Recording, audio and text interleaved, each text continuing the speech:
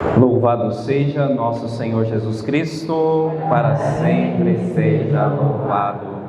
Meus irmãos, minhas irmãs, é uma alegria estar aqui com vocês nessa noite, a primeira, de 4 que nós estaremos aqui reunidos para aprofundar o nosso chamado enquanto catequistas, Eu sou o Padre Tiago, não sei se todos aqui me conhecem, e atualmente eu estou na assessoria da Comissão Diocesana Bíblico-Catequética, e assumi essa missão com muita responsabilidade, com coragem também, porque vocês sabem o desafio que é a catequese nas nossas paróquias, e assumir, crendo que Deus capacita aquele que Ele escolhe, Então é uma alegria estar aqui para juntos nós refletirmos sobre o nosso processo catequético, aquilo que a nossa Igreja Diocesana está propondo como um caminho para as nossas paróquias. E eu quero começar com vocês com um texto bíblico que está no Evangelho de São João, no capítulo 1, no versículo de 35 ao 40. Evangelho de São João, no capítulo 1, versículos de 35 a 40. Até o 42, aliás. Até o 42.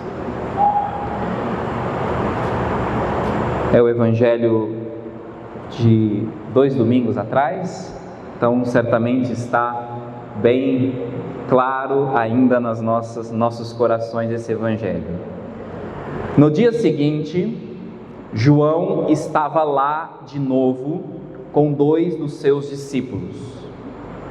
Vendo Jesus passar, ele disse: Eis o Cordeiro de Deus.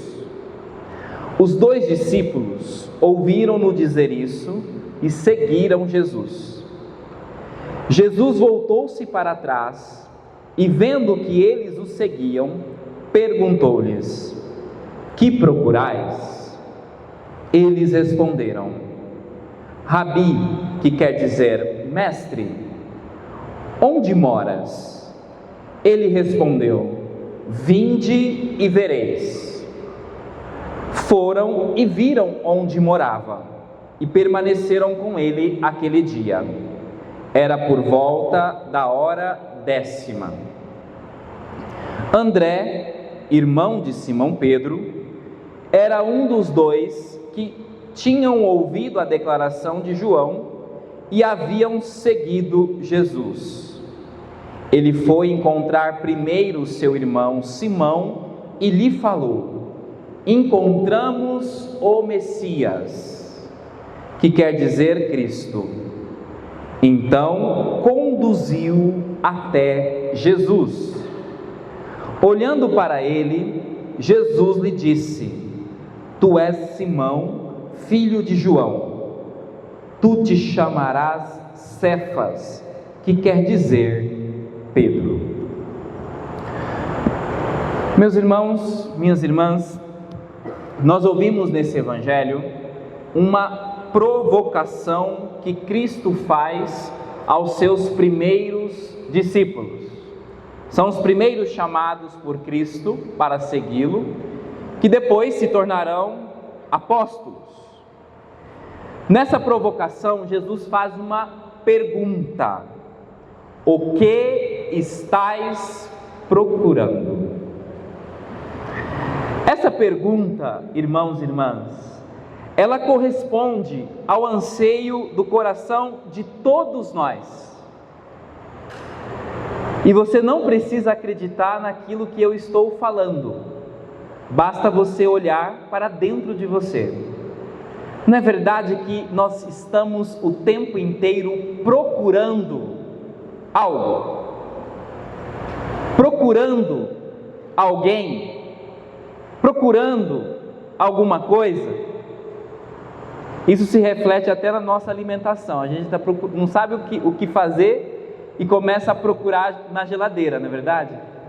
Aí vai lá, abre a geladeira, abre a despensa, nem sabe o que quer comer, mas vai lá abrir porque existe uma procura dentro de nós. Vejam, essa procura, essa sede, esse desejo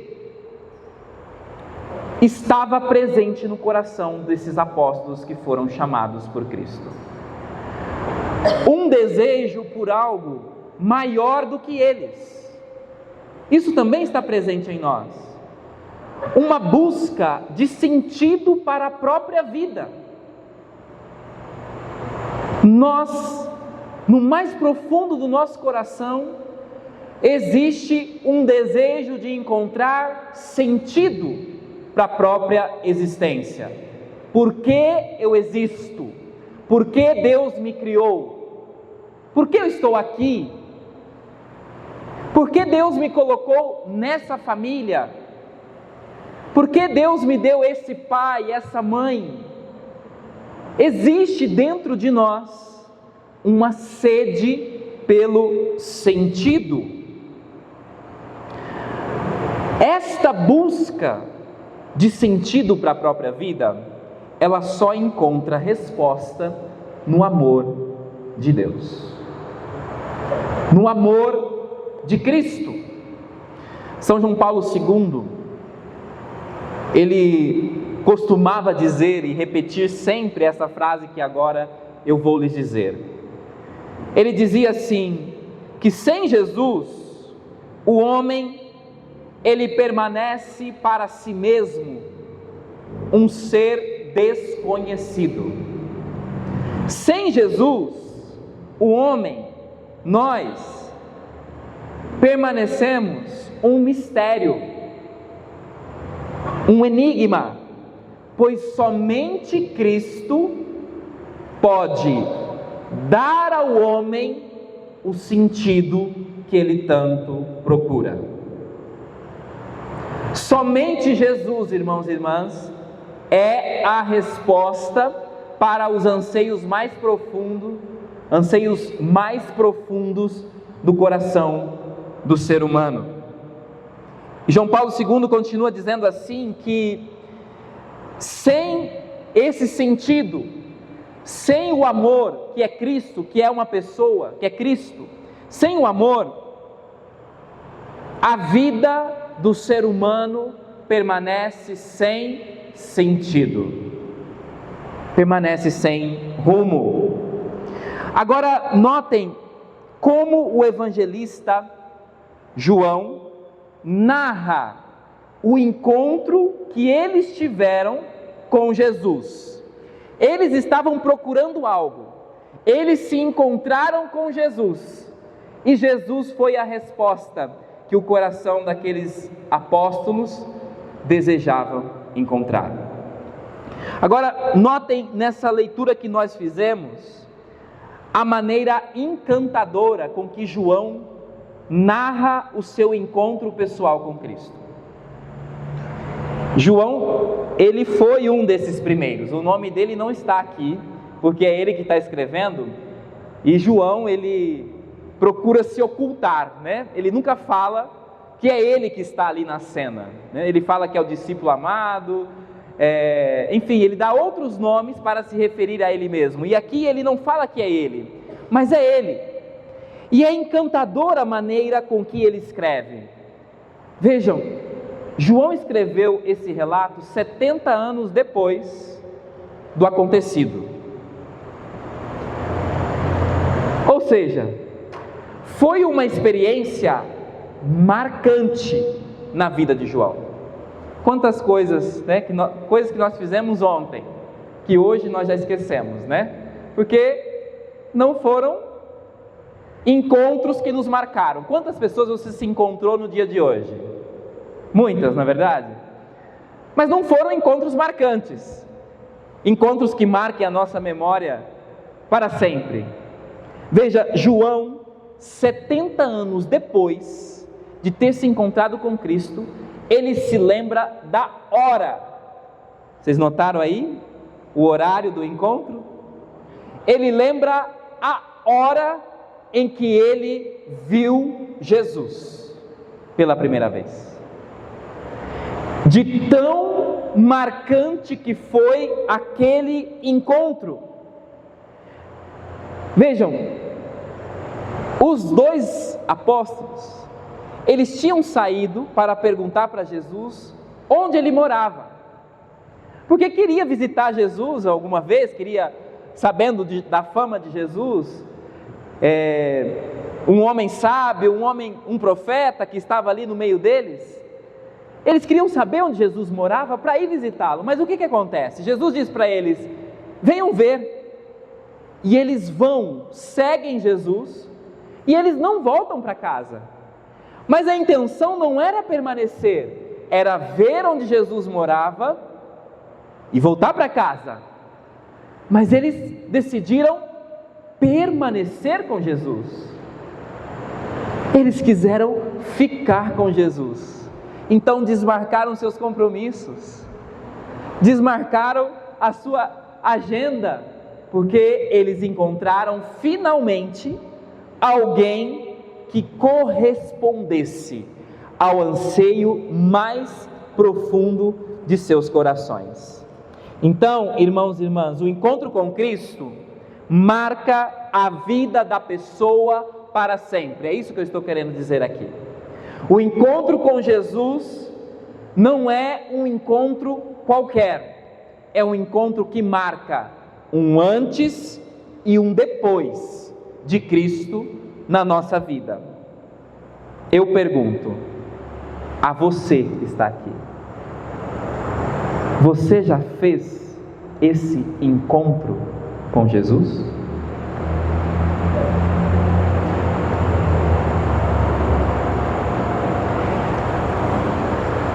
Você se lembra da hora que foi?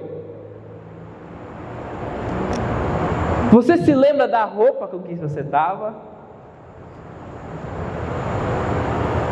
Você já se encontrou com Jesus como os apóstolos que nós acabamos de ouvir o seu testemunho? Aquele encontro que você não esquece: não, padre, eu me encontrei com Jesus. Eu posso dizer que eu vi Jesus, padre. Ele entrou na minha vida e marcou a minha história, num antes e num depois.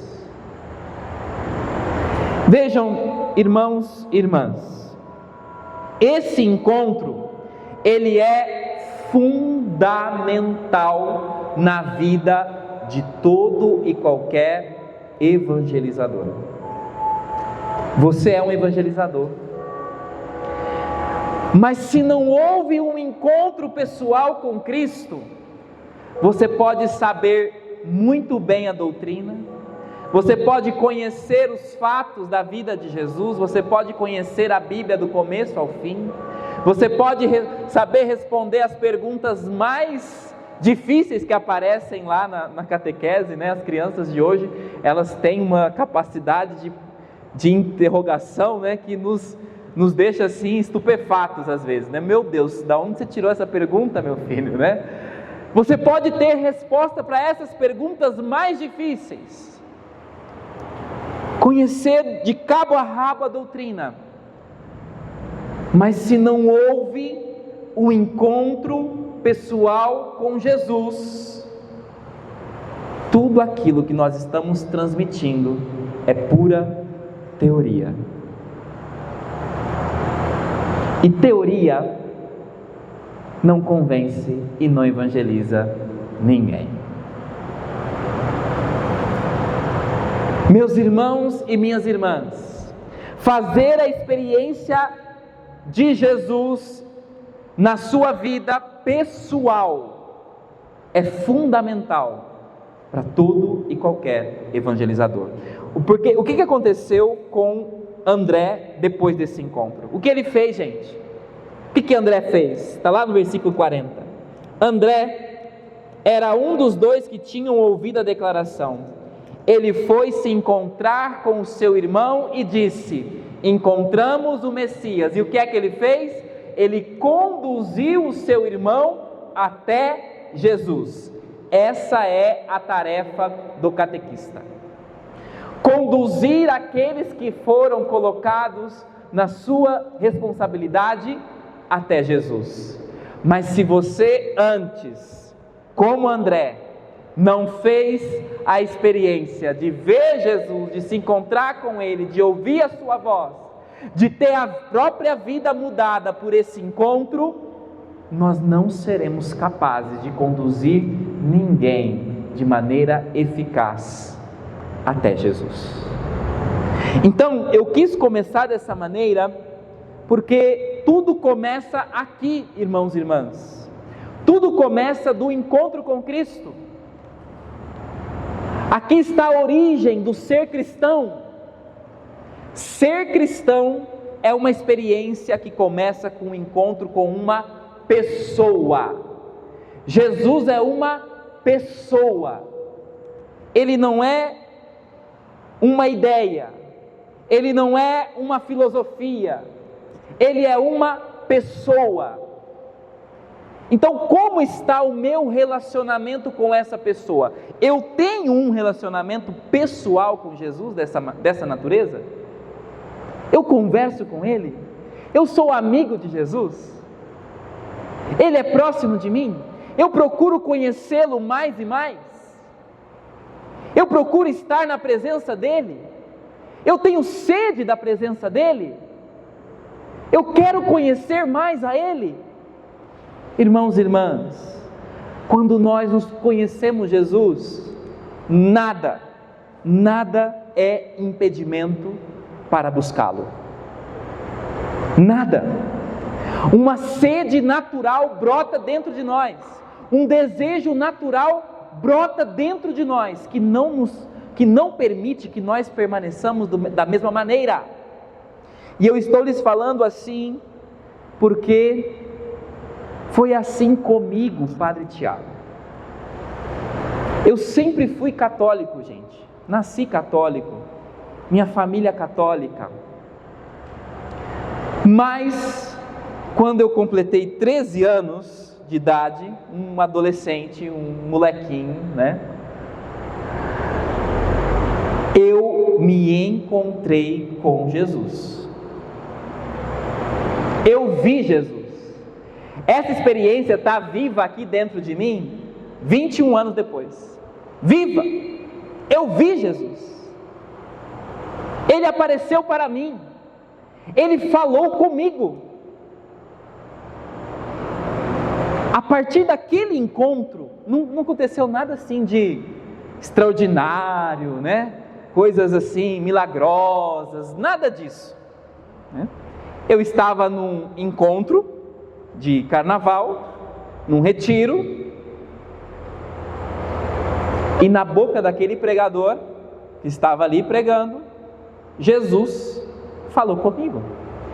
Aquele encontro, aquele final de semana, 17 e 18 de fevereiro de 2003, no Centro de Tecnologia Alternativa, o CTA, lá no Mato Grosso, em Pontes Lacerda, de onde eu venho, Jesus entrou na minha vida para marcar um antes e um depois.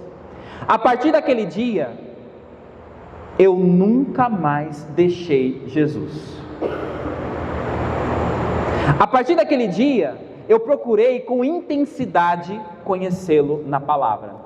Então, tinha lá na casa dos meus pais a Bíblia de enfeite. Quem tem a Bíblia de enfeite em casa, né? Lá na estante da sala, né? Tinha lá a Bíblia de enfeite. Eu passava perto da escritura, da palavra de Deus, e eu não conseguia passar sem parar ali para ler um versículo. Aí eu tinha que parar ali. Aí eu ficava lá do lado da estante lendo a palavra. Aí minha mãe passava, achava muito estranho aquilo, né? Mas o que está acontecendo? Né? O que está acontecendo? Alguns achavam que eu estava ficando, né? Não lê a Bíblia demais não, que lê a Bíblia demais fica louco. Falava assim para mim, né? Não lê muito a Bíblia não. Mas o fato é que a palavra de Deus, ela deixou de ser na minha vida um livro.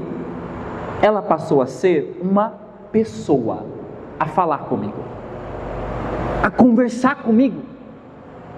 Irmãos, nessa época eu já trabalhava, né? Eu trabalhava na rua, era office boy, né? E eu não conseguia passar em frente à igreja e não entrar e ficar lá diante de Jesus pelo que fosse 5 minutos. Então eu passava em frente à capela, Jesus me atraía para estar ali diante dele. Eu queria estar ali, eu queria rezar, né? Numa dessas, alguém me viu e contou para o meu patrão: olha, você está pagando o menino, mas ele está lá rezando, viu? Depois eu fiquei um pouco mais equilibrado, né? Depois fui equilibrando as coisas, porque não era justo também, né? Mas no começo a gente fica meio, né?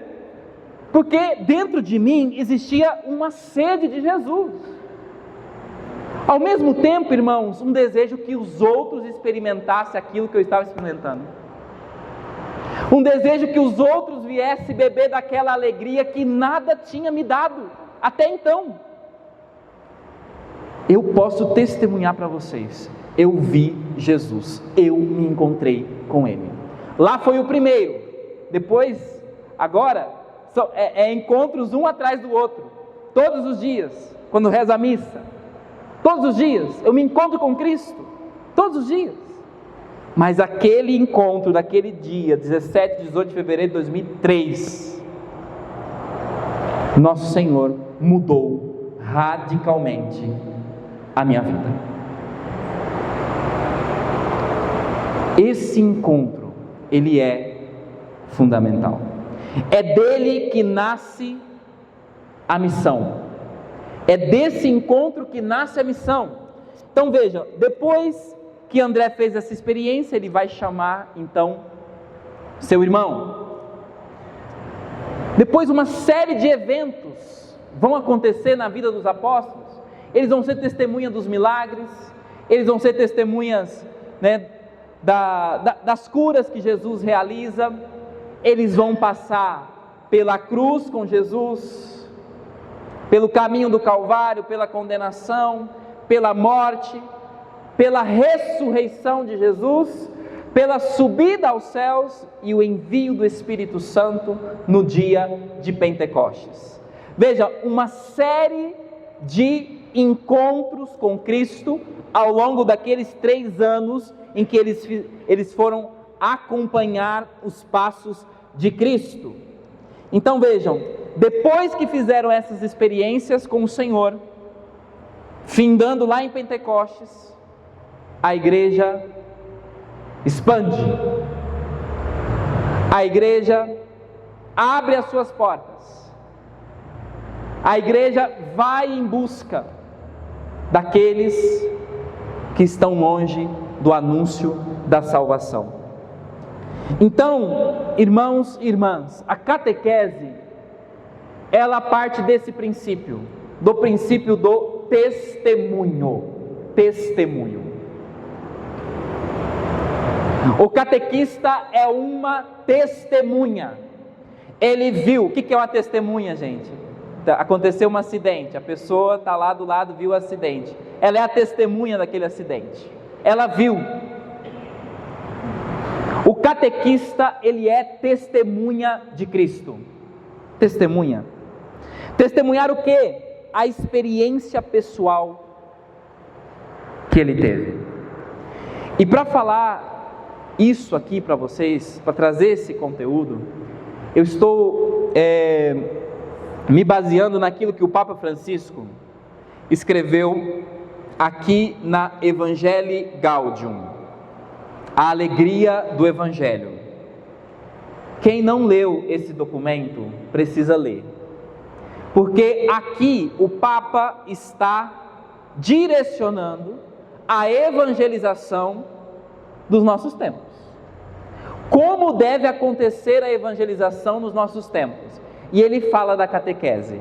Como que deve ser a catequese dos nossos tempos? Ele coloca 2 características da catequese. 2. Uma catequese querigmática. O que é o querigma, gente? O que é o querigma? O querigma é isso que eu acabei de lhes anunciar aqui. O querigma é a experiência do amor de Deus em nossas vidas, que nos faz mergulhar na paixão, morte e ressurreição de nosso Senhor. O querigma é o anúncio da nossa salvação. Então, a catequese, ela é muito mais do que uma transmissão de doutrina. Ela não pode ficar somente na transmissão de doutrina. A catequese precisa levar as crianças, precisa levar os adultos, quem quer que sejam, a uma experiência com Cristo. E por que há essa mudança na forma de catequizar? Porque aqui o que eu estou lhes falando, meus irmãos e irmãs, é uma verdadeira revolução na maneira de catequizar.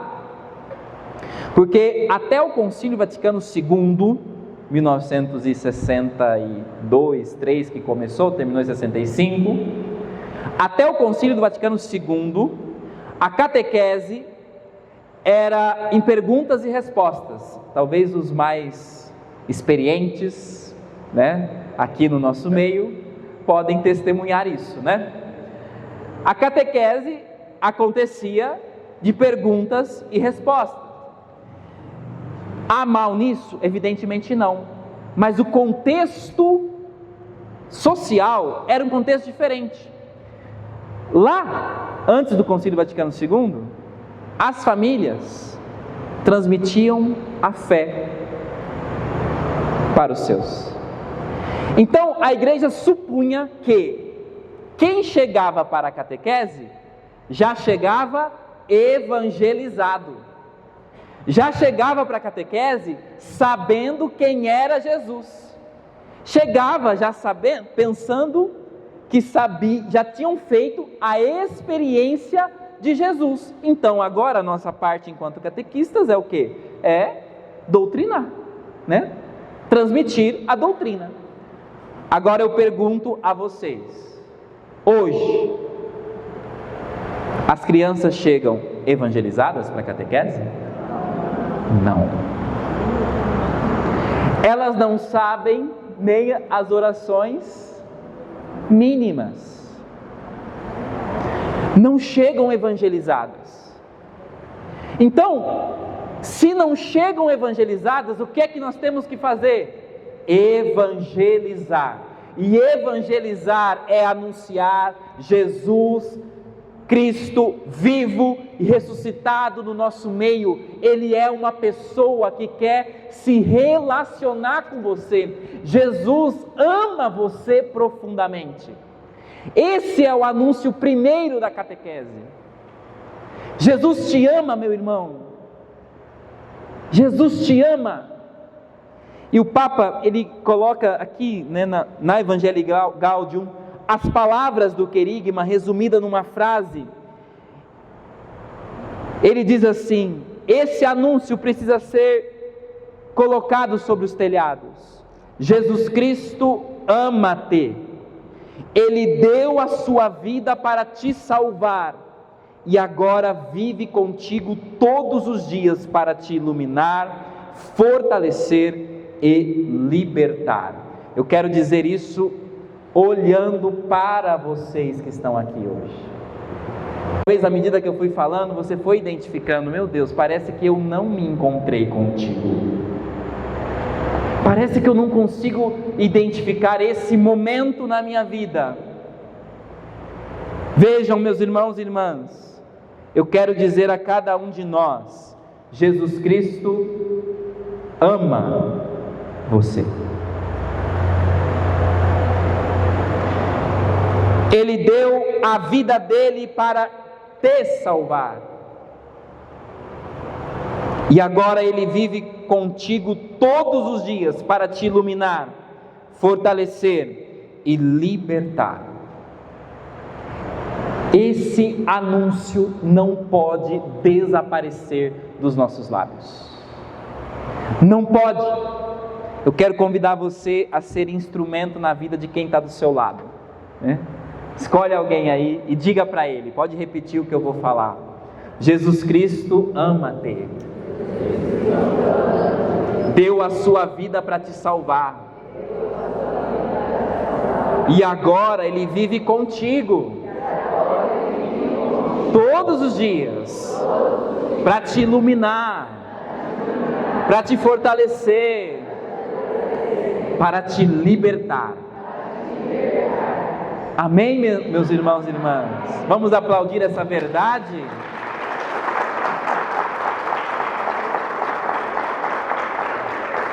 O mundo tem sede dessa boa notícia. Essa notícia aqui, irmãos e irmãs, é quem dá sentido para a vida. É saber-se amado por Deus que dá sentido na vida. Mas como que nós temos transmitido essa fé? Como que nós temos anunciado essa verdade? Aqui é uma mudança de estrutura. Nós precisamos primeiro testemunhar isso com alegria. Com alegria. Como que você acolhe suas crianças lá na catequese? Como que você acolhe? Como que você fica lá na porta? Ou nem na porta fica? Eu quero dizer para vocês, meus irmãos e irmãs, que você pode ter tido um dia difícil, mas quando você está ali, você é porta-voz de Jesus para aqueles que estão ali. Então pode ter tido um dia difícil, mas chega ali, coloca um sorriso nos lábios e acolha com alegria. Acolha com alegria. A catequese precisa ser uma experiência de alegria com Cristo, de experiência com Cristo. Então, esse anúncio precisa chegar a todos os cantos.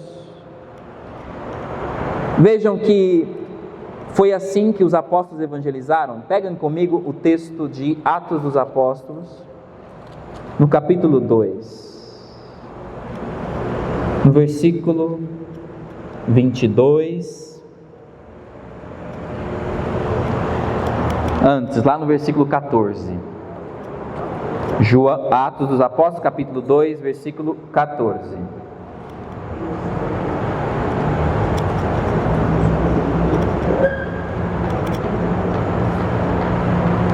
Atos 2, 14.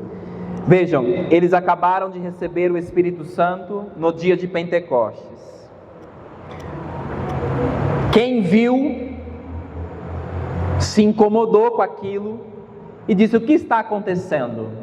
E Pedro então faz a sua primeira pregação. Aqui na minha Bíblia da CNBB está assim: o anúncio, querigma de Pedro. Não sei como está na sua. Discurso de Pedro. Aqui na minha já está querigma de Pedro. Querigma. Versículo 14. Pedro, de pé com os 11 apóstolos, em alta voz, falou à multidão: homens da Judéia e todos vós que habitais em Jerusalém, seja do vosso conhecimento o que vou dizer. Escutai-me com toda atenção. Estes homens, estes aqui não estão embriagados, como podeis pensar. É apenas a 3ª hora do dia. Está acontecendo o que foi anunciado pelo profeta Joel. Aí ele volta, à profecia, que o Espírito Santo no fim dos tempos seria derramado sobre todo ser vivo, haveria profecias, etc. Depois lá no versículo 22, homens de Israel, escutai essas palavras. Jesus de Nazaré foi um homem comprovado por Deus junto de vós pelos milagres, prodígios e sinais que Deus realizou entre vós por meio dele, como bem o sabeis. Deus, em seu desígnio e previsão, quis que Jesus fosse entregue pelas mãos dos ímpios, e vós o matastes, pregando numa cruz. Deus, porém, o ressuscitou, libertando-o das angústias da morte, porque não era possível que ela o dominasse. E ele continua pregando. Agora lá no versículo 32. A esse Jesus, Deus ressuscitou, e disso nós todos somos...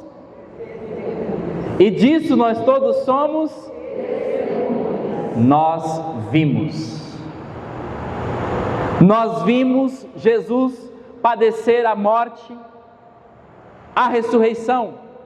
Nós vimos.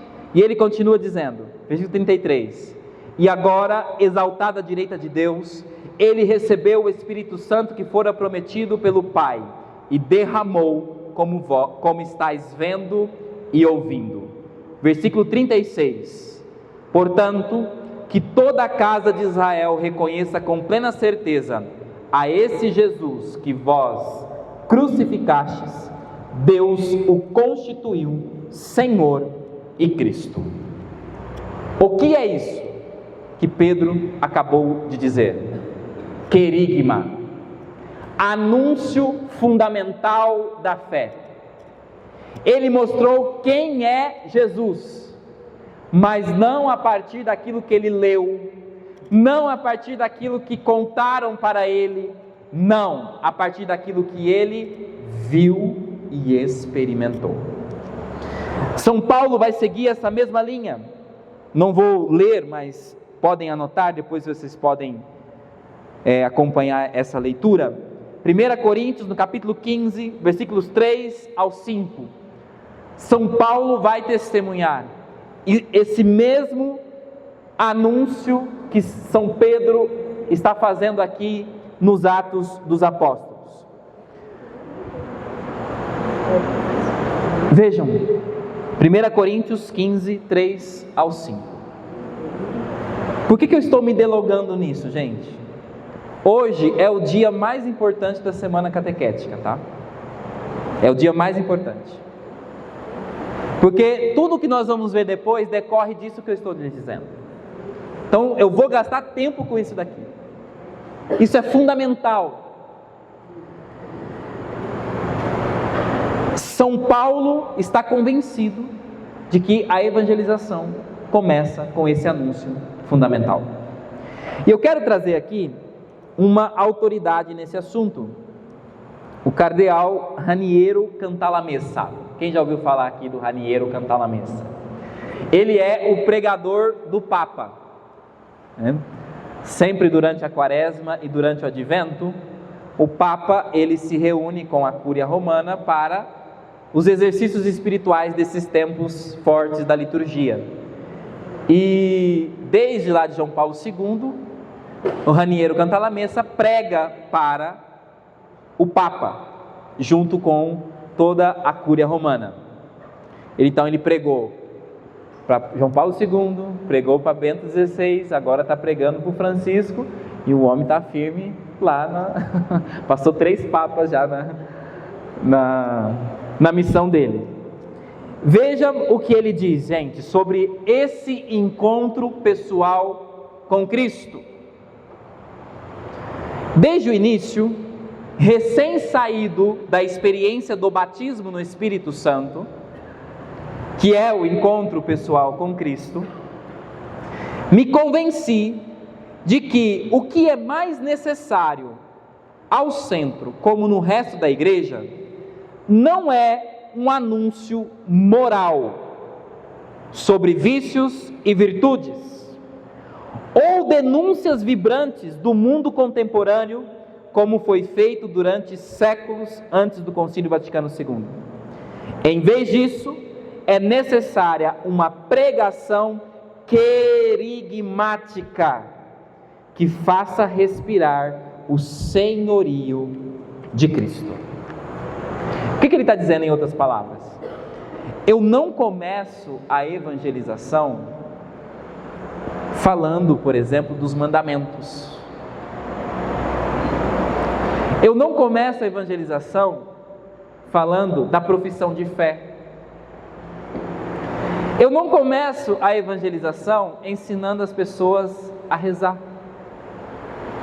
A evangelização começa com o anúncio querigmático de Jesus, morto e ressuscitado para a nossa salvação.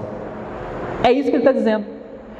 Não adianta eu querer evangelizar a partir de regras. Regra não evangeliza ninguém. Se eu não fizer um encontro pessoal com Cristo, não faz sentido obedecer os 10 mandamentos. Eu serei um bom católico, mas um católico de obrigação. Irmãos e irmãs, quando nós encontramos com Cristo, ninguém precisa mandar a gente ir para a missa. Que luta que é para as nossas crianças irem, as famílias irem à missa. Quando nós nos encontramos com Cristo, essa lei já não faz mais sentido. Não tem mais obrigação de ir à missa aos domingos. É natural isso dentro de nós. É impossível uma pessoa que fez experiência de Jesus faltar à missa aos domingos. Impossível. Porque Jesus passa a ser o centro da vida dela. Tudo gira em torno de Cristo, de nosso Senhor. Então, eu não estou dizendo aqui que os mandamentos não são importantes, pelo amor de Deus. Eu não estou dizendo aqui que a doutrina não é importante. É isso que vai depois fazendo com que a pessoa cresça na fé. Isso é fundamental também. Mas eu não posso desprezar essa experiência fundamental de Jesus. Quem se encontra com Jesus vive a fé porque ama Jesus, porque ama, porque quer agradá-lo.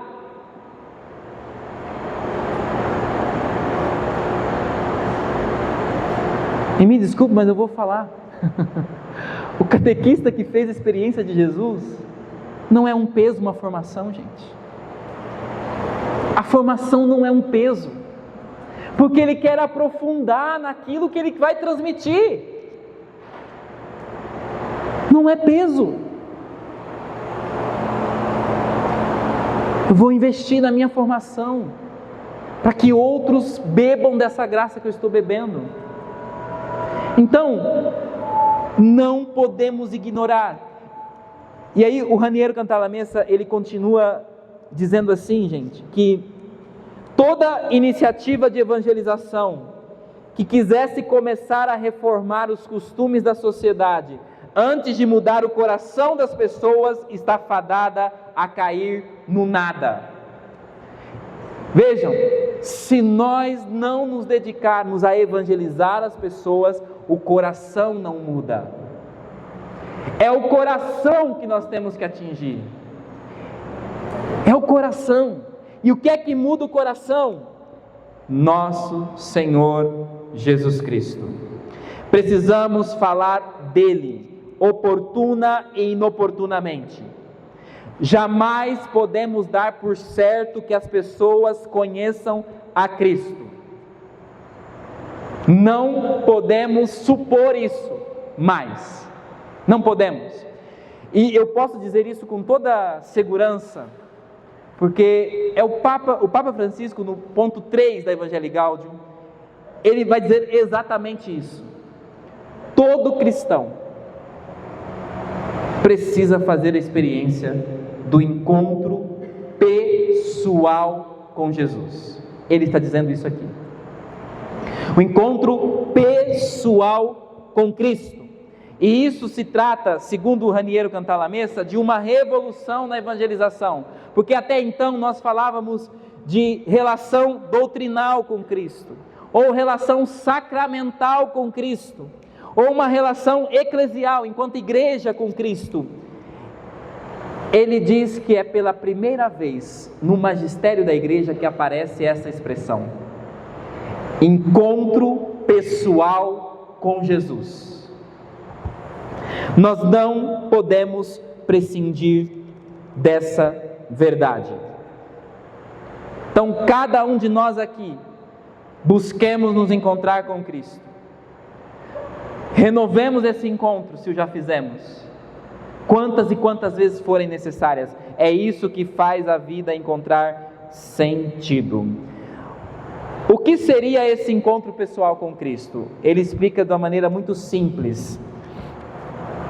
Ele diz assim: procuremos entender em que consiste concretamente esse famoso encontro com Cristo. Eu digo que é como encontrar uma pessoa ao vivo, depois de tê-la conhecido por anos apenas por fotografia. Tem diferença, gente?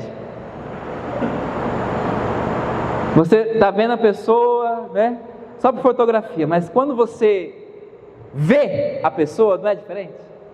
É isso. Encontro pessoal com Cristo, eu achei maravilhosa essa explicação, muito simples. É isso. É como se nós estivéssemos vendo a Cristo, ouvindo falar dele, mas de repente eu vi ele, eu me encontrei com ele. E aqui ele faz uma exortação que eu quero colocar aqui também, porque para muitos, diz o Raniero Cantalamessa, para muitos, mesmo batizados e crentes, Jesus é ainda um personagem do passado e não uma pessoa viva do presente. Quem é Jesus para você? Ele é uma pessoa viva do presente? Viva? Você fala com ele? Conversa com ele? É teu amigo? É próximo de você? As suas decisões você leva para ele? Ele te ajuda a decidir as coisas? Pois bem, irmãos e irmãs, que Jesus não seja um personagem na nossa vida.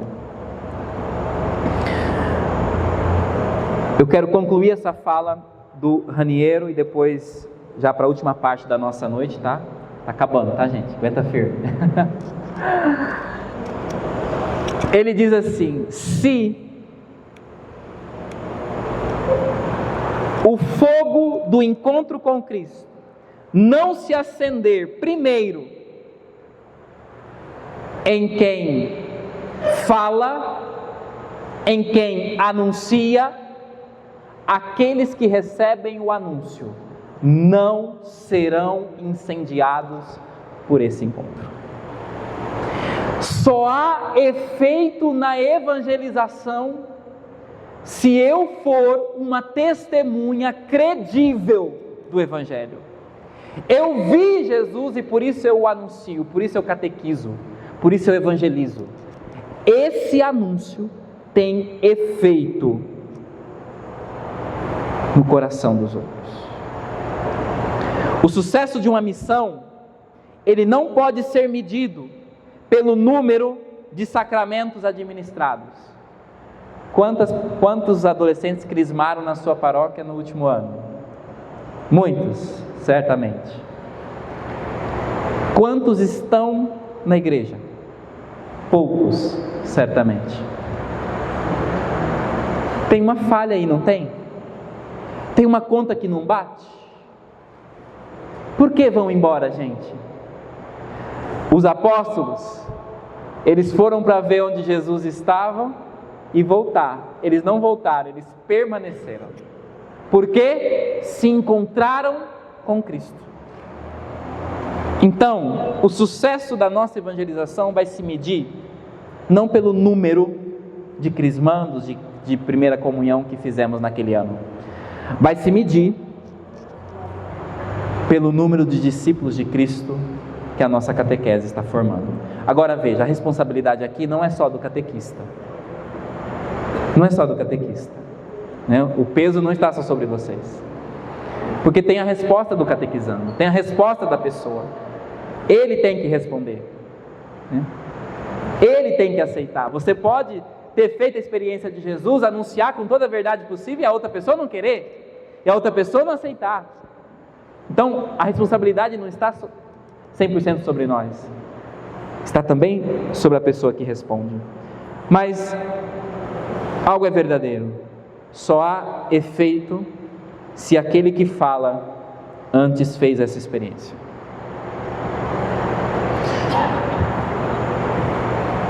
É fundados nessa verdade que nós estamos trabalhando o método de catequese na nossa diocese. Um método de inspiração catecumenal. O que é esse método, gente, de inspiração catecumenal da catequese?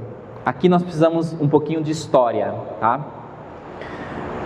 Lá nos primeiros séculos, as pessoas elas não nasciam cristãs, né? O cristianismo estava nascente. E as pessoas queriam aderir à fé, queriam abraçar a fé. Conheciam a Cristo e queriam aderir à fé católica. Então a igreja começou a se organizar através de um método que foi denominado de catecumenato. O que é o catecumenato? É um processo de aperfeiçoamento do propósito pessoal de conversão que a pessoa se dispunha a fazer. Então, ela conhecia a fé, ela fez a experiência de Jesus, está se convertendo, ela quer receber os sacramentos, precisa fazer um caminho de catecumenato, de aprofundamento na fé, e no coroamento desse caminho, ela recebe então os sacramentos da iniciação à vida cristã. Isso foi lá nos primeiros séculos, era assim. No segundo, terceiro, quarto séculos. Quando que isso deixou, né, de existir na vida da igreja? Quando a religião católica ela se transformou, né, na religião oficial do Estado. Então os cristãos agora tinham liberdade para cultuar Jesus Cristo, seu Senhor. Então as pessoas elas podiam aderir à fé livremente, sem nenhuma perseguição, de tal maneira que as famílias então começaram a se tornar católicas e as pessoas nasciam católicas, então o catecumenato já não fazia mais sentido naquele contexto, porque a fé já era nutrida desde o berço, desde o ventre materno, a pessoa já era alimentada com a fé católica. Então o catecumenato foi perdendo força. Agora vejam, nós estamos recuperando o catecumenato, por quê? Porque o nosso contexto social está se assemelhando àquele contexto social em que as pessoas já não nascem mais cristãs. Entendem? O link? As pessoas, então nós estamos voltando ao método da igreja primitiva, porque o contexto social no qual nós estamos inseridos é semelhante àquele. Então, a inspiração catecumenal, assim, teríamos que aqui gastar tempo, é bem interessante, né? As fases que se faziam, os ritos que se faziam, né? Na sexta-feira santa, então, fazia um jejum, no sábado santo se preparavam para o batismo, através de uma vigília, de tal maneira que no domingo da ressurreição eram batizados, e assim por diante, e assim, ao longo do caminho, ao longo do tempo pascal, eles eram inseridos nos ritos, aquilo que eles passaram, na explicação dos ritos, e assim por diante, né? Poderíamos aqui falar isso delongamente, mas eu já preciso concluir a minha fala. Mas o fato é que o nosso jeito hoje de catequizar se inspira nesse modelo de catecumenato primitivo. Algumas coisas que eu gostaria de sinalizar para esse primeiro momento da nossa semana catequética.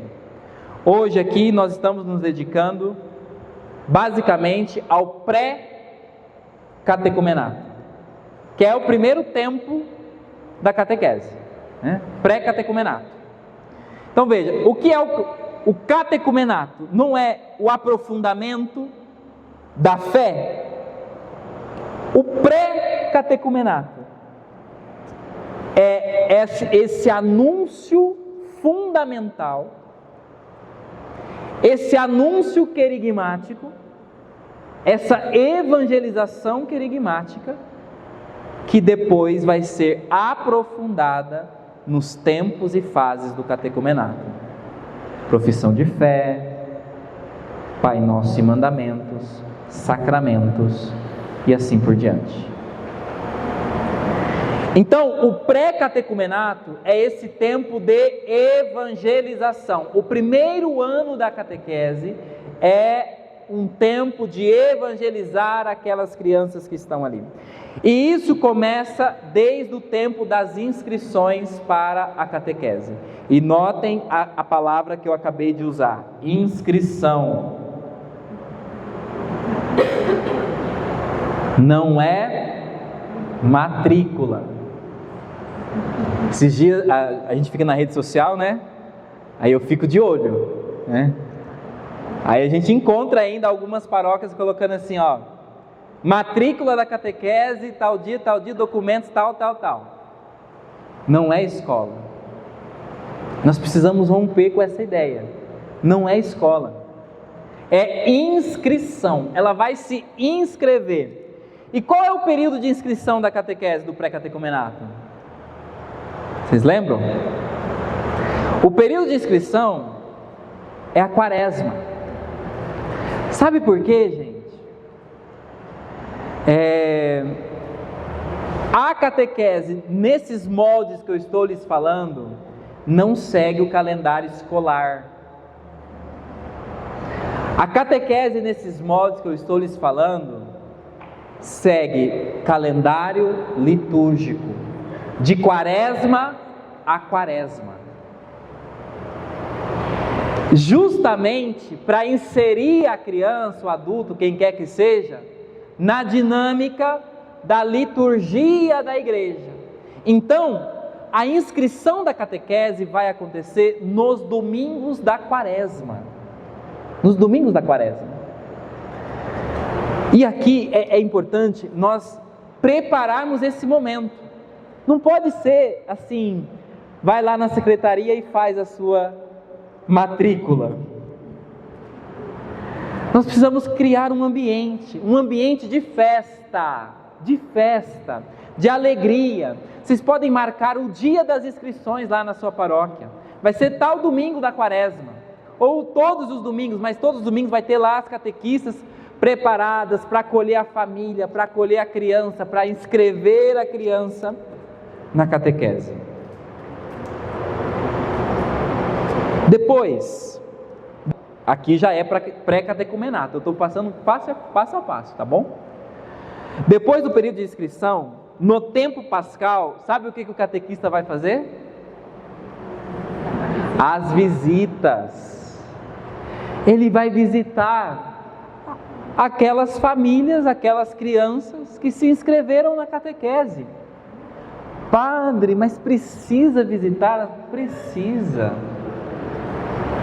Porque você vai conhecer o ambiente que aquela criança vive. E quando você conhece a família, você entende metade daquilo que é a criança que está ali dentro da sua sala. Você entende o contexto que ela vive. Então, se aproximar da família. E aqui a acolhida ela é muito importante, a nossa acolhida é muito importante, o nosso rosto é muito importante, o seu rosto é o rosto da igreja, é o rosto da igreja. Às vezes a gente coloca muita responsabilidade no padre, né? O padre, o povo afasta da igreja por causa do padre, e nunca é por causa de você, né? Então seja você o rosto da igreja. Então, acolher a família, conversar com a família, se interessar pelo catequizando. E aqui a gente esbarra em uma série de dificuldades. Tem família que não quer visita, tá? Tem família que não quer visita. Tem família que não quer saber de ir na missa. Está lá para cumprir o preceito. Está lá porque, né, é tradição da família. Mas veja, nós vamos tratar essas pessoas com desprezo porque elas vêm por essa motivação? Não! É aí que está. Elas podem vir com essa motivação. É tarefa nossa converter a motivação daquela pessoa. para que ela venha pelo mistério que vai ser ali celebrado. Eu sempre digo isso, né? Se tem uma coisa que eu gosto de fazer, é celebrar batizado e casamento. Porque a pessoa que vai no batizado, normalmente vai na igreja no batizado, né? E no casamento também, né? Os convidados do casamento estão ali por causa do casamento. Não tem costume de ir na igreja. Se a família é católica, cristã, praticante, é outro cenário. Mas a maioria é assim, né? Mas eu gosto, sabe por quê? Porque é a oportunidade que eu tenho de evangelizar aquelas pessoas que estarão ali. Talvez elas nunca mais vão voltar na igreja, mas naquele dia elas vão ouvir uma boa homilia. Naqueles dias elas vão participar de um casamento bem celebrado. Para que elas voltem. Testemunho, e aqui não é para me colocar no pedestal não, tá? Dá um caso concreto disso que eu estou falando. Celebrei um casamento agora, recente. O pai da noiva fazia 33 anos que não ia na igreja. Depois do casamento, não perde a missa aos domingos.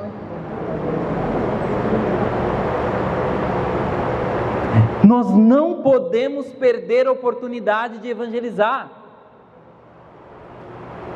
Então, se a família está vindo por uma motivação estranha, acolha, ame, abrace, envolva.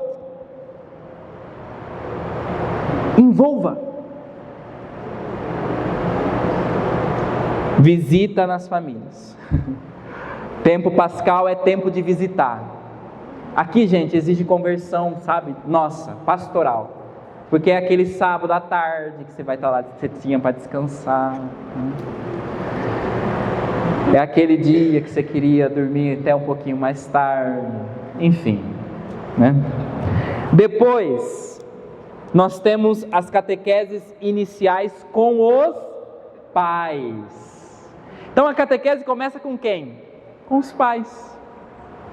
Porque eles precisam compreender esse momento aqui, ó. Isso que eu estou lhes dizendo.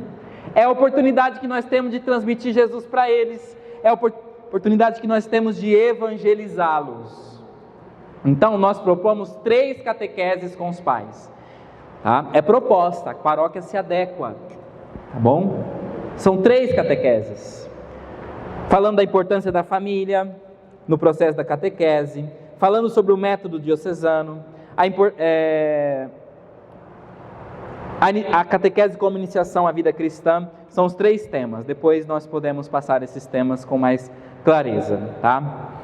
Então, veja, inscrição na quaresma, na Páscoa, visita às famílias e catequese com as famílias. Em Pentecostes, é o primeiro encontro com as crianças da catequese. Em Pentecostes. E por que Pentecostes? Porque a igreja começou quando? Em Pentecostes. Então nós vamos começar com as crianças no dia de Pentecostes. E aí começa então, concretamente, o pré-catecumenato, que é a evangelização, é anúncio, é querigma, é fazer Jesus conhecido e amado por essas crianças. Esse primeiro período conclui na quaresma do ano seguinte, com o rito da Bíblia, na quaresma. No segundo domingo da quaresma, conclui o primeiro tempo da catequese do pré-catecumenato. E aí depois começamos, o segundo tempo, que é a profissão de fé. Hoje eu teria que falar da profissão de fé, mas o horário já avançou, então amanhã eu continuo falando para vocês, sobre a profissão de fé e os demais tempos e fases, da catequese.